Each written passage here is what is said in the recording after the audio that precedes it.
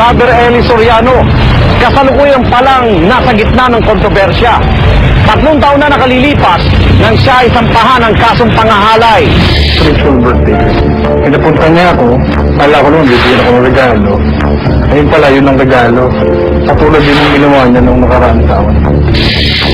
Pangahalay na ginawa niya umano sa isa sa mga miyembro ng kanyang samahan. May katotohanan ba ang akusasyon o isang kaso lang ng paninira? Hindi tatakbo yung kaso nang wala yung akusado sapagkat kailangan muna ma-arraign yung akusado sa korte. Kung nandito lang siya sa Pilipinas, kulong siya. Hindi pwedeng hindi. Ang tunay na Kristiyano, hindi marunong pumatay. Ang Kristiyano, pinapatay, hindi pumatay. Magandang gabi, ako naman Arnold Gravio. Ang mga tanong ng kahapon, sisiya sa atin ngayon dito sa Case Unclosed.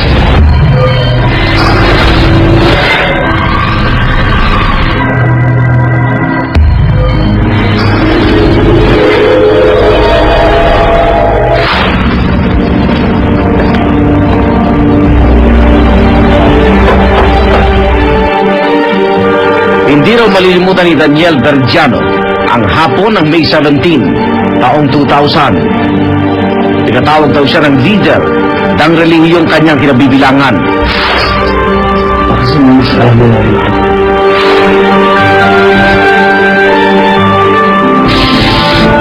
Mas ikinagulat pa raw ni Daniel ang mga sumunod na pangyayari. Nang mga sandaling iyon, hindi raw nagawang manlaban ni Daniel. May turo sa dating daan na hindi nagkakasala ang sugo ng Diyos kahit ano pang gawin niya sa iyo. Noong time na yon, matindi takot ko sa kanya dahil lahat ng utos niya kailangan sundin mo. Sundin mo kailangan, kung hindi parang susumpain ka. Parang masama mangyayari sa iyo pag hindi mo sinunod ang utos ng sugo puno ng Diyos.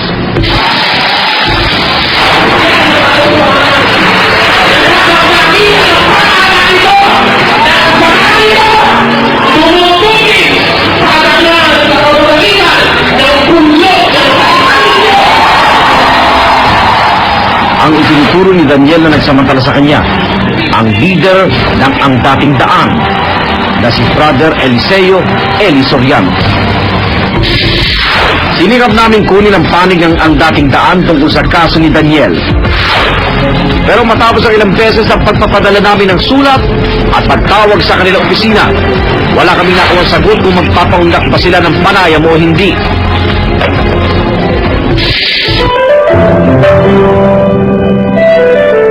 Bago pa man naging sikat si Brother Eli, ang karaniwang residente ng Pasay si Eliseo Soriano. Ikapito sa 8 magkakapatid. Lumaki siya sa relihiyosong pamilya. Ang kanyang mga magulang, kapwa miyembro ng Iglesia ng Diyos kay Kristo Jesus, haligit suhay ng katotohanan sa bansang Pilipinas. Pinamumunuan ito noon ni Nicolas Perez.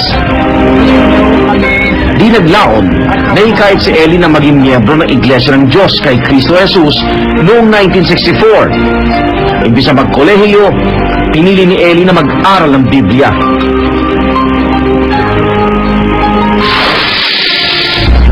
Magandang umaga po. Pwede po ba kayo mabasa ng salita ng Diyos? Ang mga natutunan sa sariling pag-aaral ng Biblia, itinuro raw niya sa kanyang mga kababayan.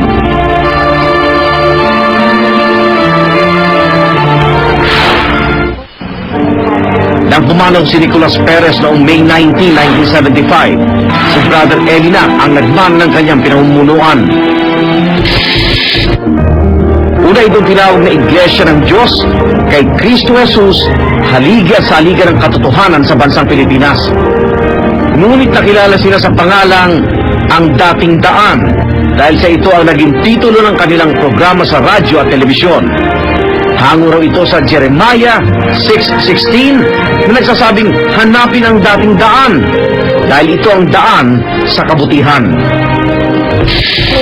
Tanong ko rin kay Mayor, lahat ba ng lupa niya, Naging matunog ang pangalan ng Ang Dating Daan nang magkaroon ito ng programa sa telebisyon noong 1983. Isa sa mga masugi ditong taga-subaybay, si Daniel. 1995 na sumapi si Daniel Veridiano sa Ang Dating Daan. Sa pagiging ordinary member, may nag-invite sa akin, unang-unang maging choir member. After that, sabi niya, marunong ko naman magsalita, marunong ka rin naman kahit pa paano magturo, why don't you try na ikaw mag-preach?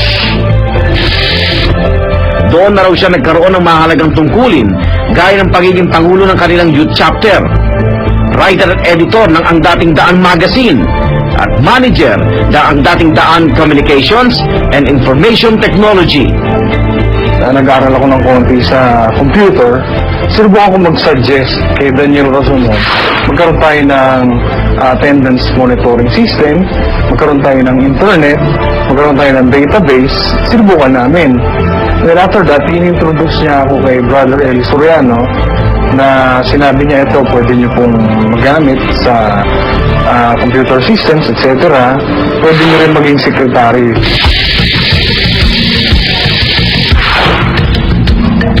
Taong 2000 na maging Assistant General Secretary si Daniel ng Ang Dating Daan.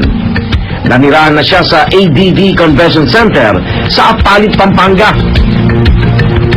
Nang naging major function sa kanya, yung mga records ng iglesia, malaki yung pagtitiwala niya, pati sa checking account niya, pinagtitiwala sa amin, and sa ministeryo, sa pag-aaral, ako nag-handle noon bago magturo si Soriano. Noong mga panahon na yun, umano naganap ang pangahalay sa kanya ni Soriano.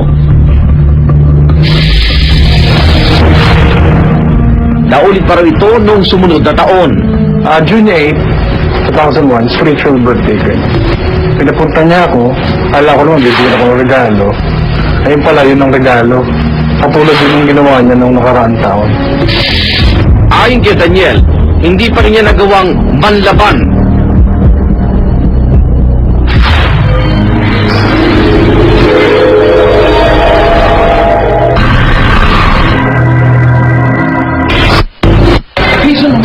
Kapatuloy ang pagsisiyasa ng case unclosed. Ang red notice ng International Police Commission o Interpol kay Brother Eli Soriano. Kung nandito lang siya sa Pilipinas, kulong siya. Hindi pwedeng hindi.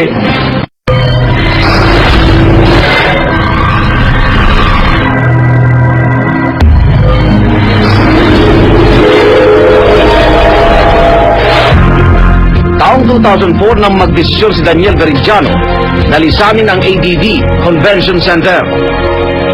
Kung hindi ako lalaban, hindi ako magsasalita, maraming mapapahamak. At kailangang malaman nila na ganun siya. Hindi siya malinis at hindi siya totoo. Nagtago raw siya panandali.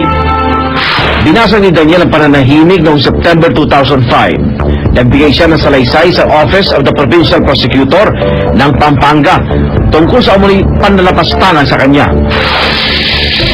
Si Atty. Alex Avisado at iba pang abogado sa kanyang opisina ang humawak ng kaso ni Daniel.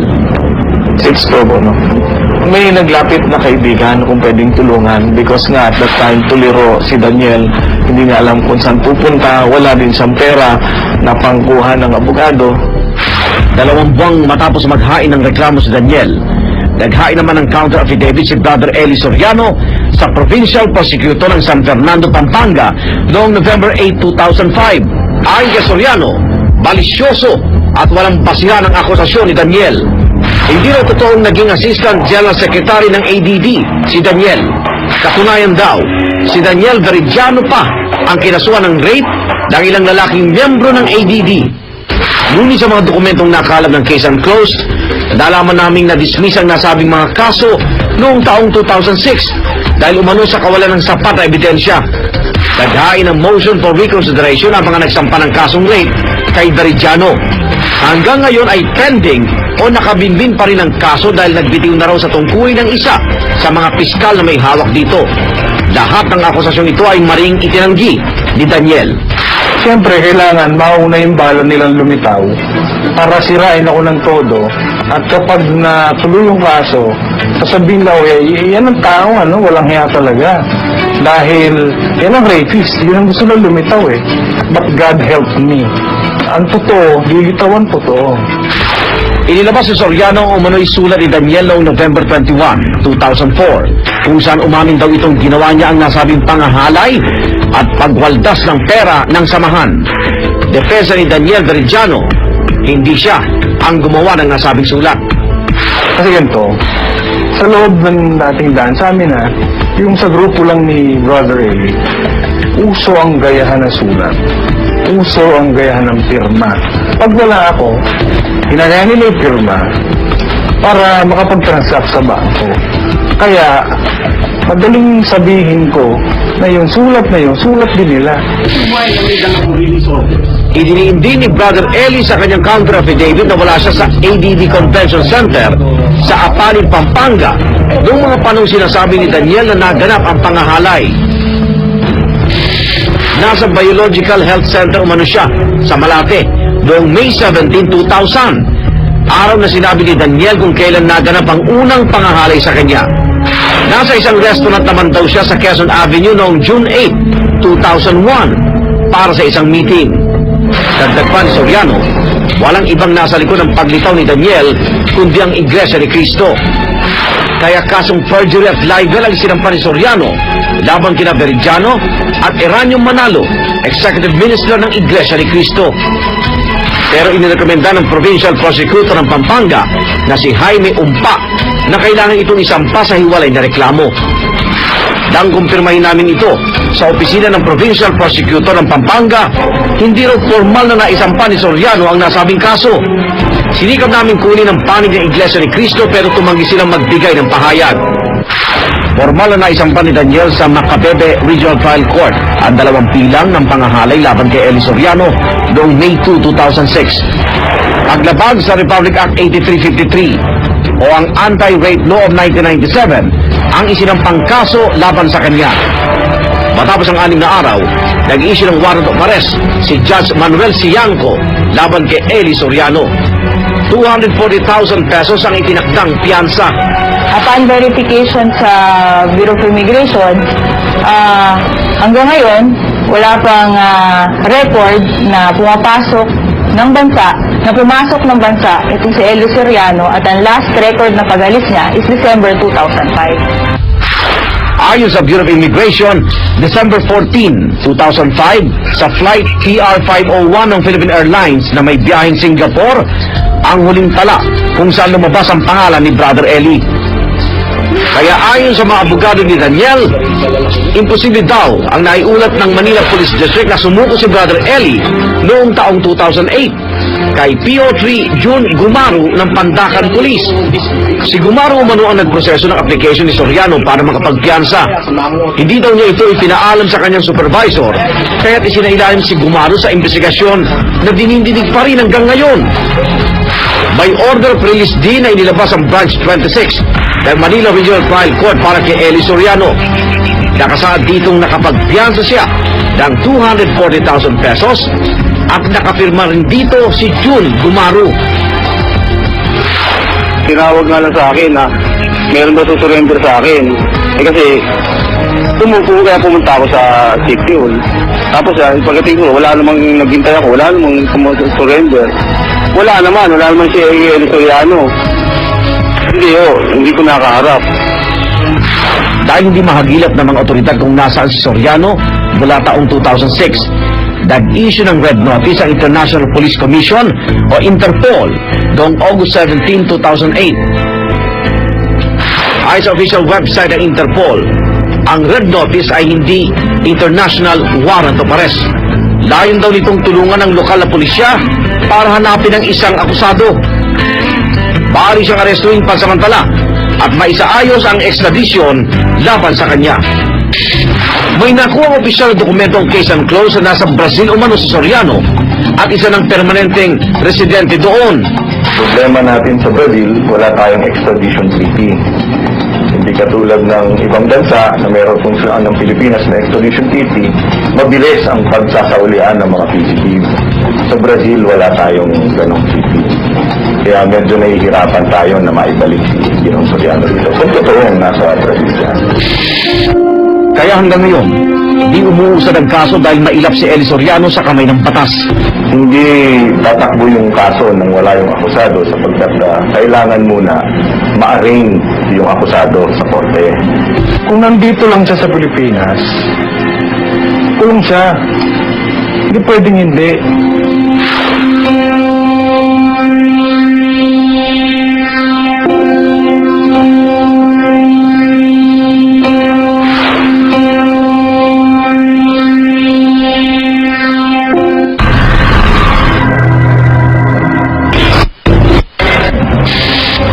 Sa patuloy na pagsiyasat ng case unclosed, Dito naman sa rape by way of sexual assault, ang kanyang penalty ay prisyon mayor, which is very much bearable. Kasi ang range niya, kung di makakamali, ay 6 years and 1 day to 12 years.